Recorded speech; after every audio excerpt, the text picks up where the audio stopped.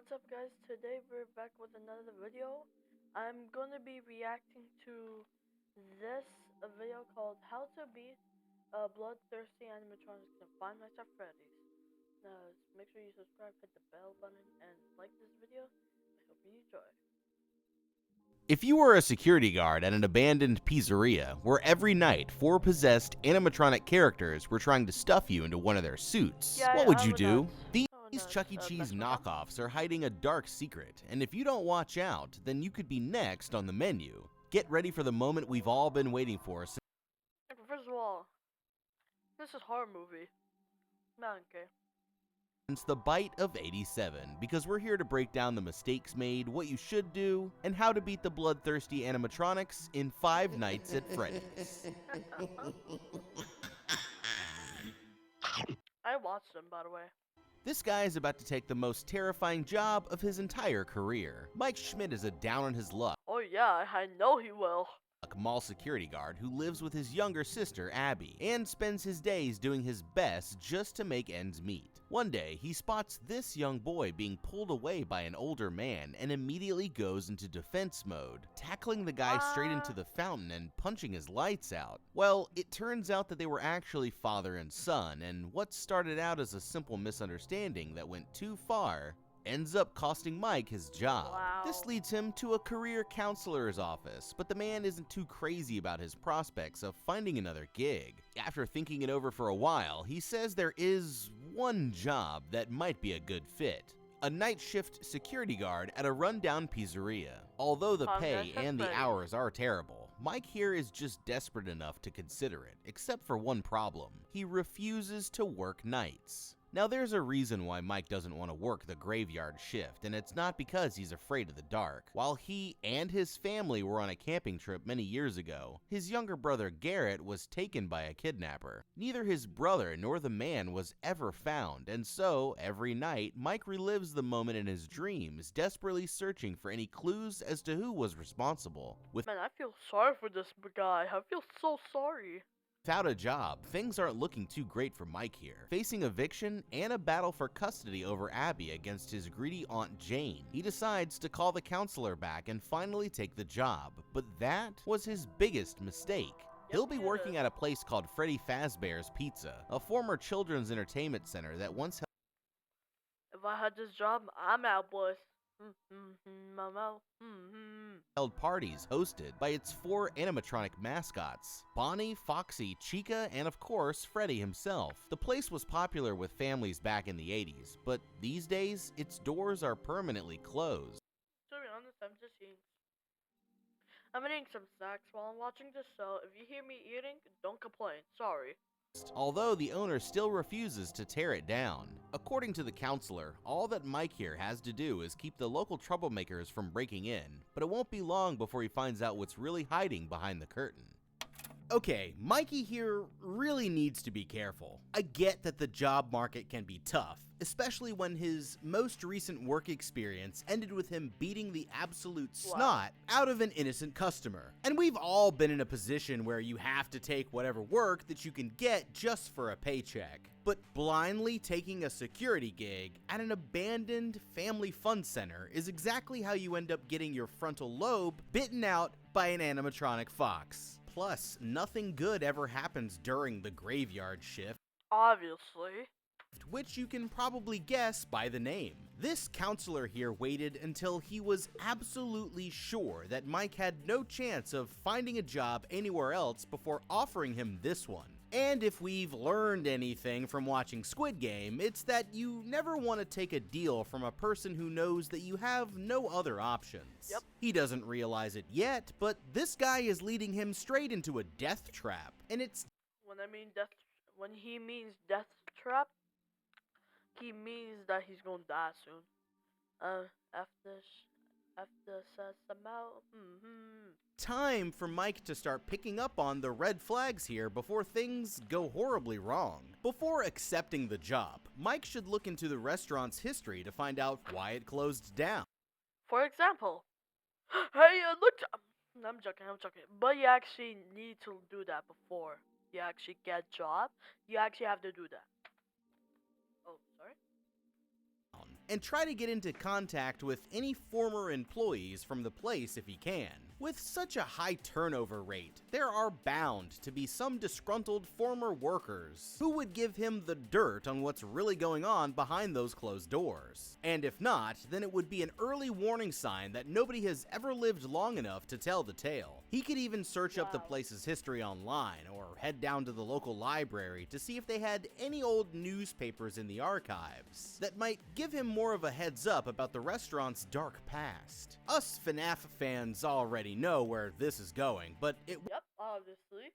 won't be long before he finds out exactly why none of the security guards who take the job end up sticking around. And the truth is going to be more horrifying than he could ever expect. In the security room, Mike finds a VHS tape with his name written on the side. It's an old training video from back in the day explaining that the animatronics are able to move freely around the building thanks to specially designed power cells hidden within their frames. But when it comes time to introduce the characters, the tape mysteriously glitches out. Thinking nothing of it, Mike takes a security vest and goes out to explore the main room. The place looks empty Yeah, he needs to figure out at first, but what's going to happen to him in a few minutes.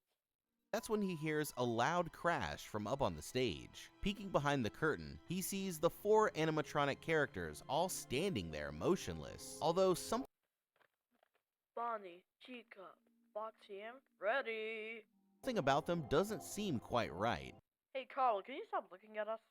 After making his rounds, Mike goes back to his desk and quickly falls asleep. He finds himself back in the same dream as always, but this time there are 5 strange children standing behind him.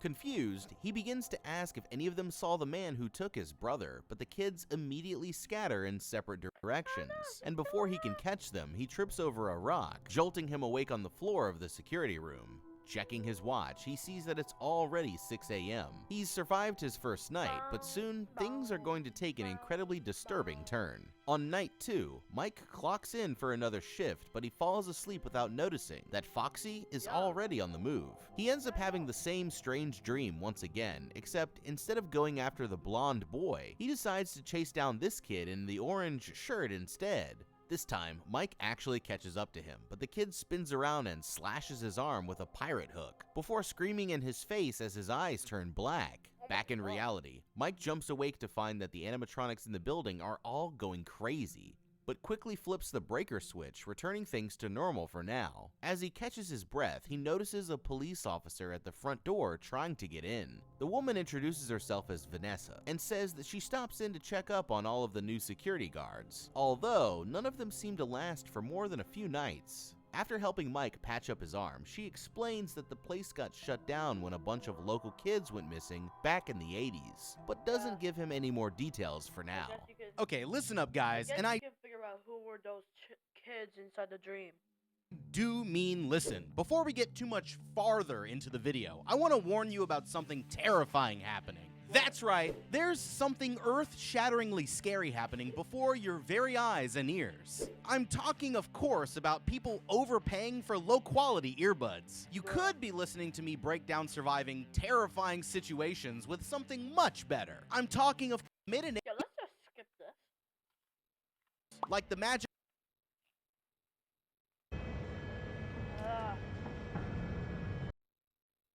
We all know ads are the most boring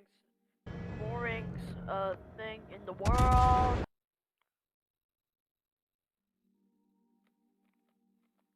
Products. There's an early Black Friday deal happening on their site with 20% off everything and 50% off select products. So get an early start on holiday sales by shopping Raycon's early Black Friday sale today. Go to buyraycon.com/howtobeat to get 20 to 50% off site-wide. Okay, somebody needs to get this guy a Red Bull. Possessed animatronics aside, how the hell is he just gonna nod off to sleep while all alone and in a place like this? Trust me, I get the True. appeal of napping on company time, but in these circumstances, that's just asking for trouble. He may not be Yeah, he fully does. aware that these animatronics are out for blood yet, but regardless of that, we need to remember that he was specifically hired to work here because there's a high chance that dangerous people might try to break in the middle of the night. So what does he think would happen if they showed up and caught him out cold? He could wake up in the morning missing a kidney, and compared to the real danger that's lurking up on stage, it's safe to say that he'd be getting off easy if that's all that happened. Imagine yourself in the same situation for a minute. Don't you think that you'd want to stay awake and alert for the first few nights until you were more comfortable with how the place worked? Or at the very least, make sure that all of the doors are locked up, especially the doors to his security room, before deciding to catch some Z's? That's not to mention that Mike was hearing things go bump in the night within just his first hour of being there. If there's not supposed to be anyone else inside, then what could be making those sounds? Best case scenario, it's rats. And worst case, well, you can let your imagination fill in the blanks. As Michael Scott once said, I'm not superstitious, but I am a little stitious.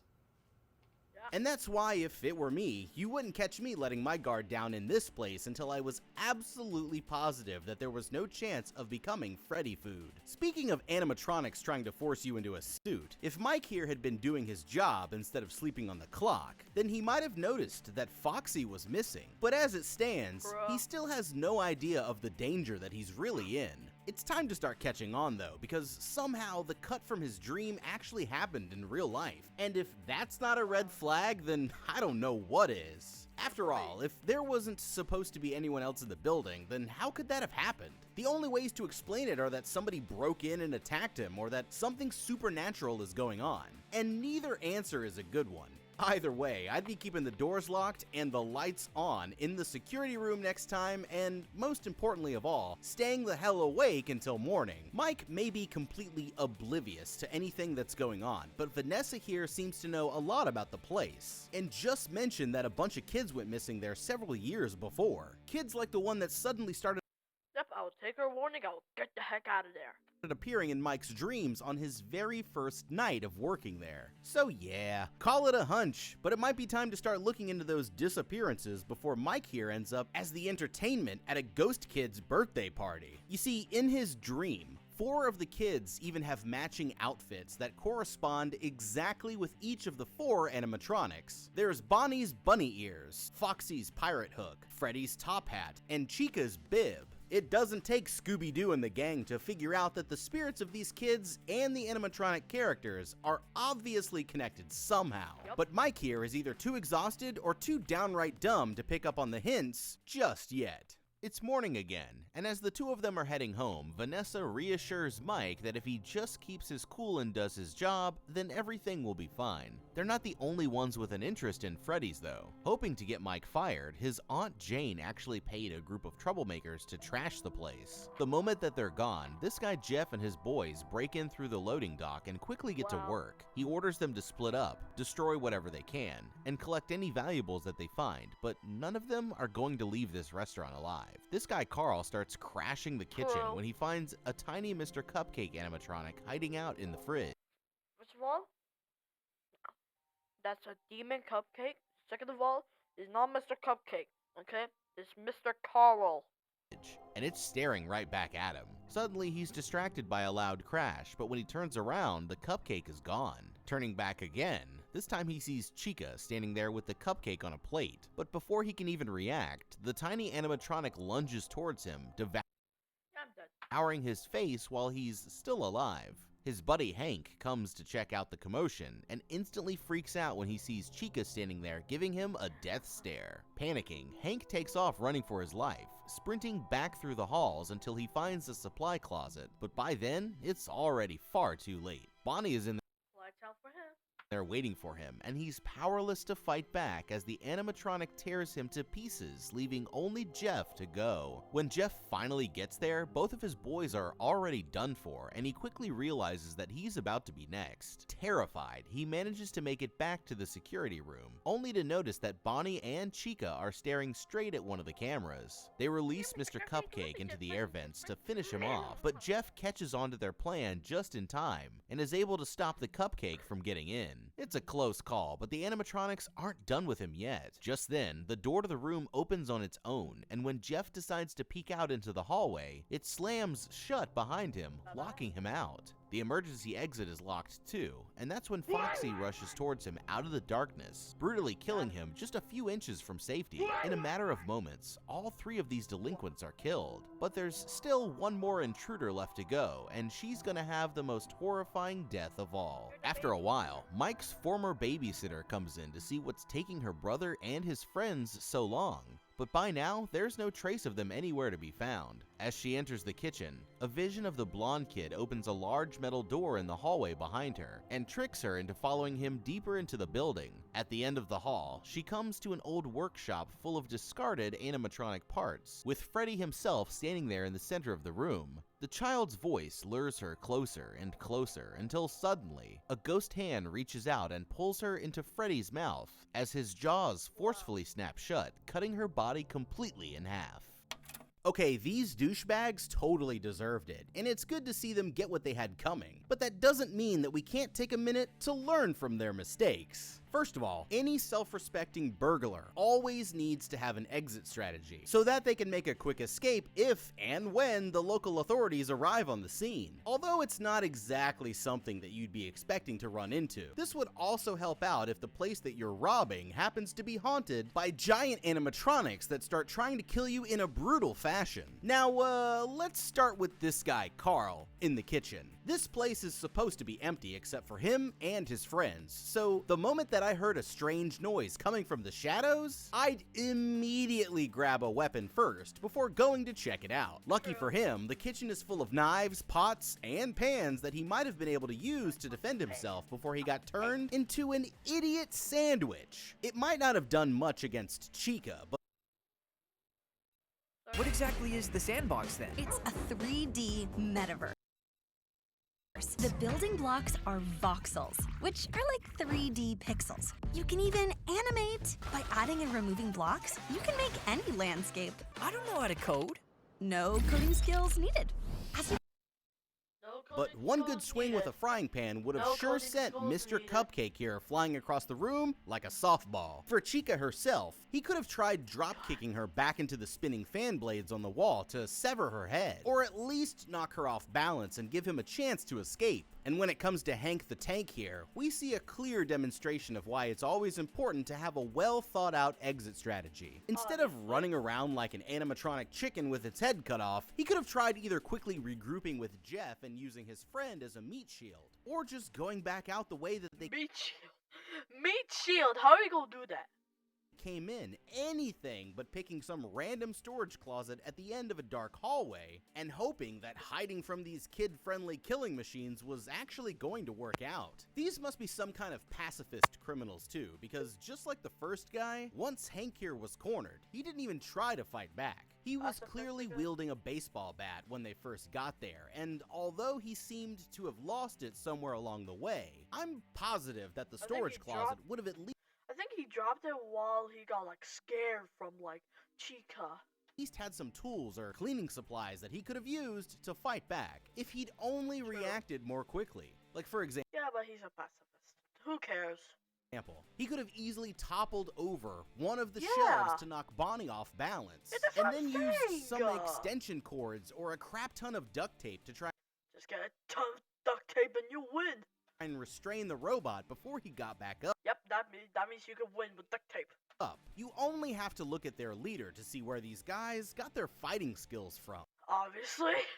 Jeff here dropped his only weapon the instant that he saw Bonnie coming, and I get that it must have been a terrifying sight to see, but a crowbar is actually a great robot fighting weapon. Yeah, to be honest, like you could just like knock off their endoskeleton probably. Like you could probably like break their arms. Like you could probably like break their arms and they could not be able to get to you, including Foxy's. But you should have broken the animatronics before you like destroyed the place, I suggest, but continue. In the right hands. He could have barricaded himself in the security room and tried to hold out until the characters needed to recharge, or until Mike came back that night, and then used him as a distraction while he made his escape. Mr. Cupcake coming after him through the vents would have made anyone soil their trousers. But where Jeff here sees Obviously. danger, I see an opportunity. But instead of keeping the cupcake out, I might have let that little homicidal pastry in, and here's why. Out of all the characters, the cupcake here is going to be the easiest one to take on in a fight. And if I could Honestly. defeat him in single combat, I might be able to hold him hostage and use his life as a bargaining chip. Nice. No. No, like, what will you ask from the animatronics? Like, seriously. Threatening to finish him off for good unless the others let me leave in one piece. It's a long shot, but desperate times call for desperate measures. And in a So, situation I like thought- this, you need to take I thought he's going to say desperate matters, but never mind. advantage of any opportunity that you have. Which brings us to Max, the babysitter here. Her death might have been the most horrific, but it was also Yep. the most avoidable. This should go without saying, but you never, and I mean never, follow a creepy kid down a dark hallway. That's Into a mouth. basic survival 101, lady, and definitely don't stick your head directly inside of a creepy old That's what I'm saying. animatronic's mouth, unless your goal is to be remembered as the most idiotic person who was ever killed by Freddy and his friends. Do you know what I have to say about that? Yeah, that's what I got to say about it. It's safe to say that this town doesn't produce the smartest criminals in the world, and let's just hope that Obviously. Mike here can figure out what's really going on before he ends up sharing the What's same going on? fate I that don't know. night. Mike can't seem to reach his babysitter on the phone, leaving him with no choice but to I bring wonder Abby why. along to work. They notice right away that the place is completely destroyed, so Mike puts Abby to bed in his office and starts Why? cleaning up. After No, number one rule of FNAF, do not bring your only child inside the place. That's the number one rule. finally getting the mess sorted out, he puts on his headphones and quickly drifts off to sleep. This time, Never go he to tries sleep. asking the blonde boy for help finding his brother's kidnapper, promising that he'll give him and his friends whatever they want in return. Just then, he hears a scream from out in the distance, and the boy What the disappears heck? into thin air, leaving behind a the drawing heck? of a rabbit in the dirt. Mike suddenly wakes up, and that's when he hears Abby screaming for real. Panicking, he runs out into the main room where he finds his little sister No. I know what's gonna happen. No, I don't want to spoil it, so I'm gonna let it happen.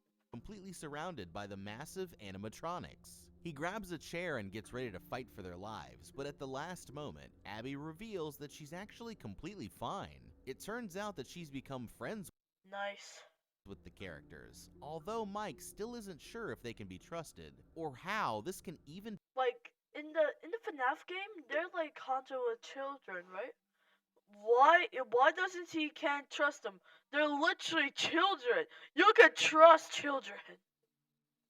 Anyways, He reveals that she's actually completely fine. It turns Really? out that she's become friends with the characters, yeah, although sure. Mike still isn't sure if they can be trusted, or Yeah. how this can even be possible. Nervously, he tells Abby that it's time for them to go home. She decides to give Freddy a goodbye hug, and although he could have easily snapped her spine like a toothpick, he lets the girl obviously. go without any.